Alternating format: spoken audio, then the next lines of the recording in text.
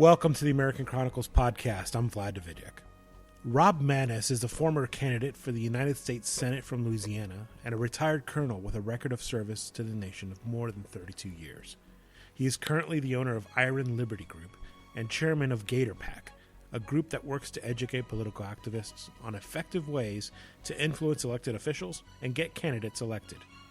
He joined the show to discuss his accomplishments, his views on the challenges facing the incoming Trump administration, and his ongoing efforts to effect positive change. Coming up next on the American Chronicles.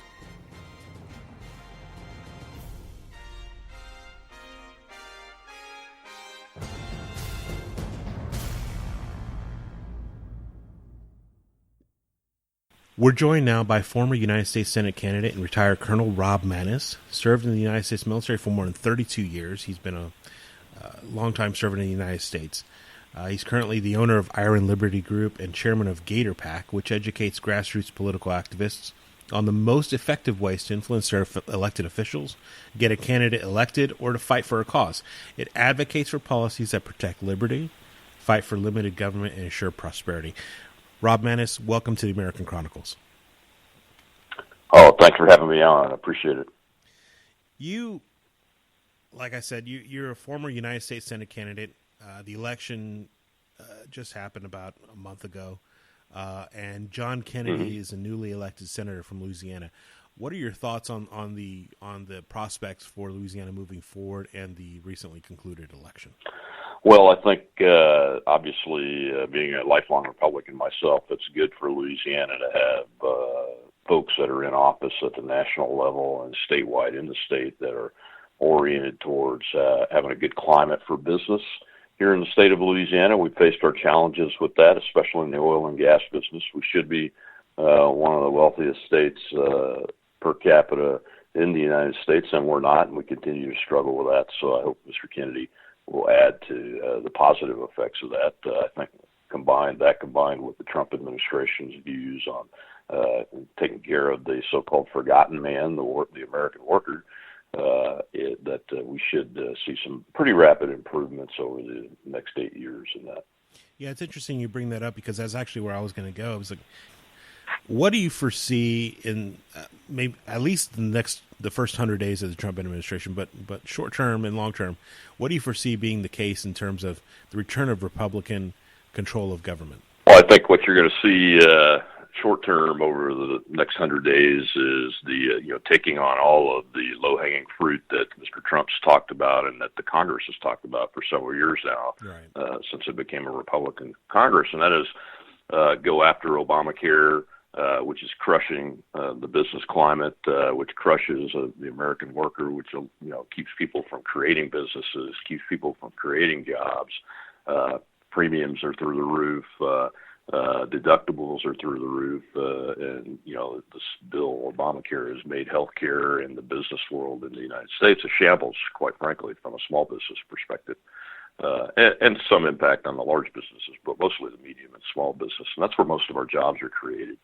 So that's stifled right now. So I think you're going to see that. You see it already. They're talking about it today.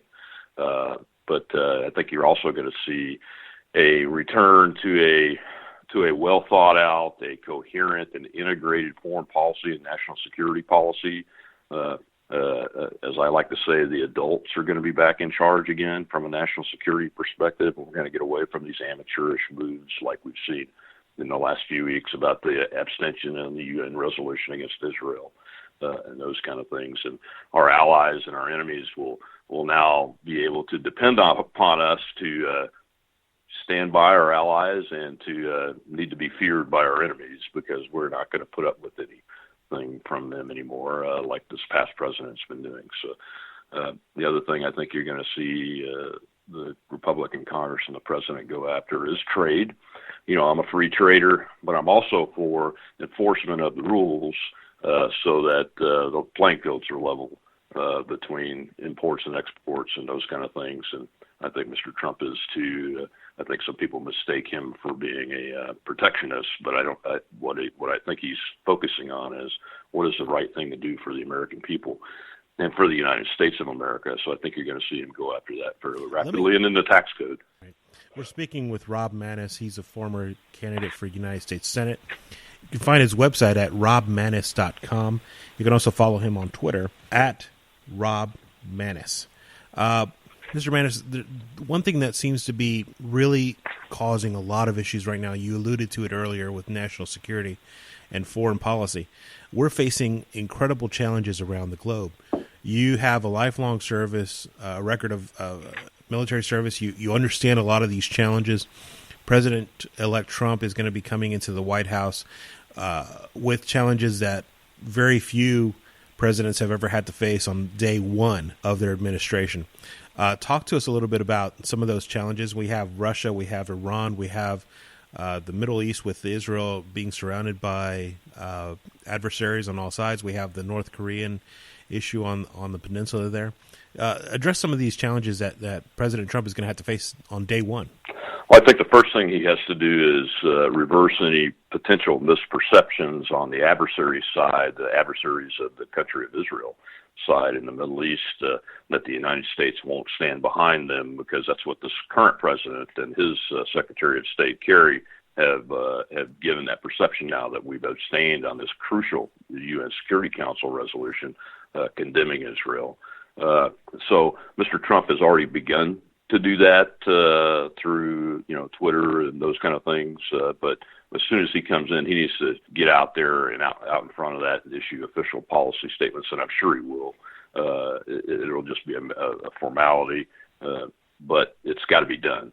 Number two, he's got to start out that, hey, we now have a national security and foreign policy that are integrated, coherent. Get his leaders out there like Mike Flynn and KT McFarland, General Kelly and General Mattis, and Mr. Tillerson and Mr. Bolton, and get them out there out front and have them lay out the strategy so that our enemies are, again, respecting us and deterred from attacking us when it comes to terrorism, the Islamic State, those kind of things. Three, he's got to shore up our nuclear deterrent. A lot of people have said some things about his statements on Twitter about, going back at Russia about building up our nuclear arsenal. We don't need to create more nuclear warheads. I don't think that's what he meant. I spent a lot of time in this mission area when I was in the Air Force. But what we have done is we have cut resources to those programs, and we have not kept them well maintained. We have not kept them up to date with 21st century technology to ensure the reliability and the security of the safety and security and the deliverability on a precise target for those weapons. And we need to make sure that gets done so that we have a viable deterrent, because your deterrent doesn't work unless the enemy or potential enemy believes that it can actually get to the target that it cares about, and it can get there reliably 100% of the time. Yeah, that's really the modernization aspect of it. We're just very, very behind a lot of the standards that we have for all other military equipment. Oh, absolutely. As a matter of fact, in the nuclear mission area and the nuclear enterprise, we are far behind. We don't even meet our own standards.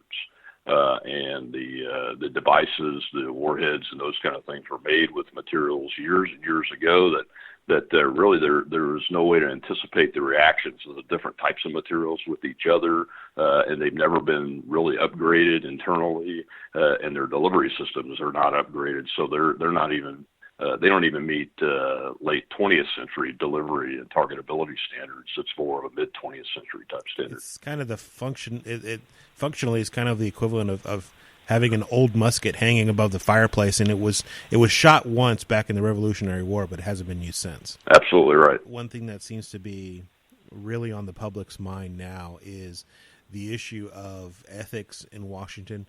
You've made ethics and transparency one of the cornerstones of not only your background and your history, but actually part of your campaign. What do you see now as being one of the critical things we need to do in terms of government, not just in federal government, but even local and state government, in terms of ethics and transparency, that you can speak to in terms of addressing it from this point forward? Well, I think for number one, yesterday we saw the Republican leadership in the House make a huge mistake and an error by trying to weaken the independent ethics office in the House instead of taking a look at that later on down the road and see if there's some way you can improve it. So that's the number one thing we don't need to do is weaken anything from an ethics perspective right now. What we need to do is really take on that motto that GatorPAC has, which is the hashtag Drain the Swamp. Mr. Trump picked that up late in his presidential campaign. We used it on all of 2015. I used it in my 2014 senatorial campaign. That's where we've developed that hashtag. And it really means that we've got to stop the career of politics. The American people are not served well by people that have careers made of politics. Because the longer you're in the business, the more of a Gator career politician you become, and the more apt you are to violate your own personal and professional ethics. And we see that time and time again, whether it's the people in elected office or the crony capitalist or the big money special interests led by George Soros. It doesn't matter what party or ideology they're from. Money is power, and once you have that power, you will do anything to keep that power the longer you're in there. So I think term limits is one of the things at the federal level that we've got to look at for Congress. And I'm proud to say that Ted Cruz and Ron DeSantis submitted a resolution for a constitutional amendment to that yesterday. Mr. Trump supports it, and many of the Republicans do too. Colonel Maness, what do you see is the direction that the Congress is going to be going in? We have Republican control over both houses of Congress for the first time in a while, but what's different now is that the differences between the two sides of the aisle is markedly extreme. The Democrats have given up all pretense on any form of moderation, any form of finding common ground, and the leadership of the Democrat Party has basically fallen to Bernie Sanders, Elizabeth Warren, Keith Ellison, and Chuck Schumer. And so you have strongly committed leftists in charge of the other political party in the chamber. What challenges do you think Republicans are going to be facing this upcoming term, because they don't have a willing partner in terms of governance? And they just proved it. Just before we came on, I saw the House and Senate Democrat caucus parts of the press conference today about Obamacare, and they've given up all pretense of trying to fix Obamacare, which is their debacle, and they own it, but they're going to try to paint the picture that the Republicans own it when we repeal it and really uncover all of the stuff that the law covers up. And they're going to try to put all that responsibility on the Republican Party and not try to help at all or work together at all. So I think that's the first challenge, is getting past the Obamacare repeal and I like Rand Paul's approach. Let's try freedom, and put freedom policies back into place instead of using government force to affect the insurance and the medical business industry and those kind of things. So we'll see how that goes, but obviously they're opposed to us. I think the Republicans have to get away from their career politician leadership and focus on what Mr. Trump's policies are that got him elected to office. The number one that the GatorPAC supporters, we're running a poll right now to see what the top two Drain the Swamp priorities should be, and the number one priority is overwhelming that GatorPAC supporters, and we have over 160,000 on our email list, say that repealing Obamacare, but not just Obamacare, but all of the taxes that go with it, should be the number one priority. And the number two priority is getting the wall built with the border and getting our border security under control so that illegal aliens are not taking jobs away from Americans, and that Americans are safer here. Keeping people that want to hurt us from coming through that border and coming through our immigration systems so easily.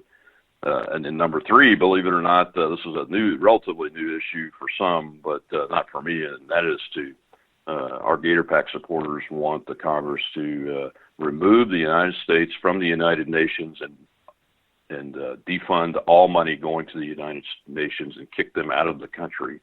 And those are the top three priorities that the GatorPAC supporters are pushing, and we will take that challenge on. And GatorPAC will be sending letters to the Louisiana delegation and to the Trump administration offering our support in all of those areas. Now, one thing that really changed with the election of Trump and the holding of the Senate by the Republican Party is that, for all intents and purposes, the Supreme Court is saved for at least a generation, and definitely at least the Scalia seat is safe now. What do you anticipate in terms of the Supreme Court in going forward? Because, I mean, President Trump is going to be nominating someone to fill that vacancy very soon. And it's going to change the dynamic of the court, which at this point is in a 4-4 deadlock. And really, if you look at it, there's been some 5-3 votes towards the left side of the equation. But coming up very soon, there's going to be a new voice on that bench, and it's going to change not only the dynamic of the court, but actually the composition of the court going forward for at least 4-8 years, maybe even a generation. What do you anticipate coming up? Well, I think that you're going to see Mr. Trump fulfill his promises. I know he made up the list during the campaign of conservative justices that he would consider nominating to the court, but he's insisted that it be a Scalia type, Justice Scalia approach type individual. I'd like to see him nominate Senator Ted Cruz right off the bat. I think he would be an easy confirmation in the Senate, quite frankly. He's one of the most brilliant constitutionalists the United States has produced, I believe. There are some other folks, Senator Mike Lee, his brother Tom Lee, are really right there at the same level as Senator Cruz are. And there are several others out there, but those are the names that float to the top for me.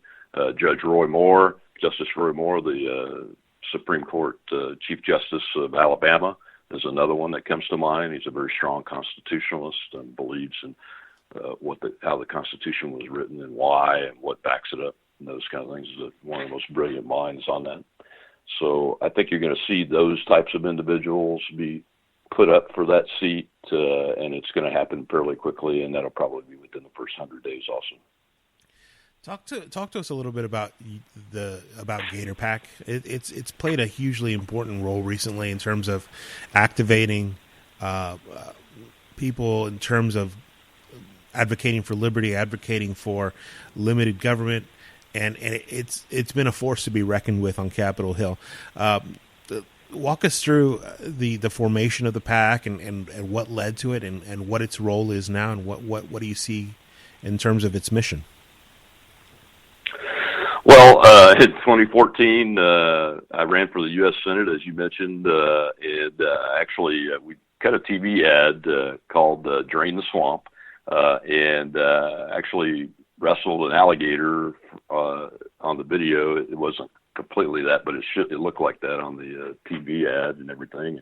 And Governor Sarah Palin endorsed me in that race, and she picked up on the Drain the Swamp, and we developed it as a hashtag during the Senate campaign, and it caught on here in Louisiana and caught on with supporters around the country and those kind of things. So after the campaign, we looked at our options and how we could best serve the people to fulfill that mission. And the mission of Drain the Swamp is to, identify the career politicians, which are the gators, and the only way you can do that is to get the water out of the swamp. So we have to fight for policies that make our liberty stronger, because if you weaken liberty, the government gets stronger. It happens every time, and we want liberty to be stronger than government, to fight for our prosperity. A prosperous nation is one that's less regulated, that's beneficial for businesses to be created in, which therefore create jobs, and one that's secure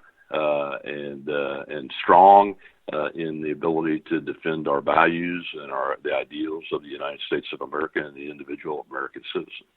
So that's our approach. That's our mission. We created the PAC in 2015, and we used it to support candidates in that year at the state level, in the governors and House and Senate races at the state level, and a couple of sheriff's races. And we got I think 6 out of our 9 candidates that we endorsed were victorious. 3 in the state legislature and the lieutenant governor come to mind, or were the major candidates, and they're all conservative Republicans and not career politicians. Because the less career politicians we have, the more apt we are to be ethical, to fight for limited government, to try to reduce the size of government. Because as you know, once a government program is in place, it's almost impossible to eliminate it, and they continue to grow year after year after year. And that's the whole idea. And I think at the federal level is where we have the biggest problem. And we will use GatorPAC to hold our Republican Congress and president accountable, and also fight against the career politicians on the Democrat side that want to also control and grow government and infringe on our liberties and keep us from being a prosperous nation and a secure nation. Other than that, is there anything that you're worried about in terms of the incoming government? I mean, obviously, President Trump has not yet taken the oath of office. The members of Congress took their oaths of office yesterday.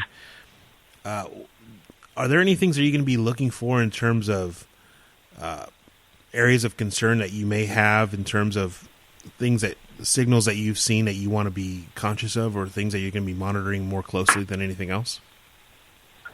Well, sure. The number one thing is I continue to be concerned about our career politician Republican leadership that's in elected office at the federal and the state and the local level. I'm an elected member of our parish executive committee here for the Republican Party, and we have concerns on how leadership is done. Yesterday with the fiasco over the mistake about taking on the ethics organization reform instead of looking at what should be the priority, shows lack of vision on leadership's part. Yesterday, Paul Ryan, who the grassroots is not very happy with in the Republican Party, won his speakership with only 1 vote against him.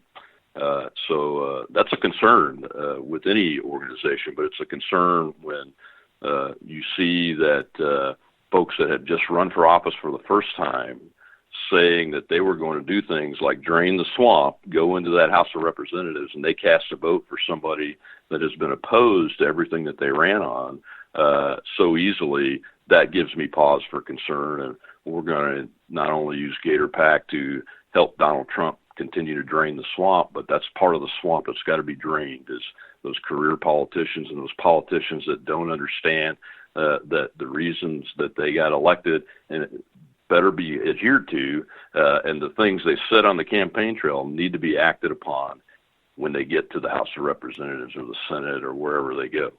Well, my guest for this episode of the show has been Rob Maness. You can find him at robmaness.com. You can also follow him on Twitter at Rob Maness. He's the chairman of GatorPAC. You can find GatorPAC at GatorPAC.com, and you can also follow them on Twitter at RealGatorPAC. Colonel Rob Maness, thank you very much for joining us here on the American Chronicles. Thank you, Vlad, and Happy New Year. Happy New Year to you. Well, that brings us to the end of the show. Check out my website, VladDavidiuk.com, and make sure to follow me on Twitter at VladDavidiuk. Please give the show a great rating and review on iTunes. It really helps other people find us when they're searching for a really good show. Until the next time, remember, eternal vigilance is the price of liberty, and freedom is never more than one generation away from extinction.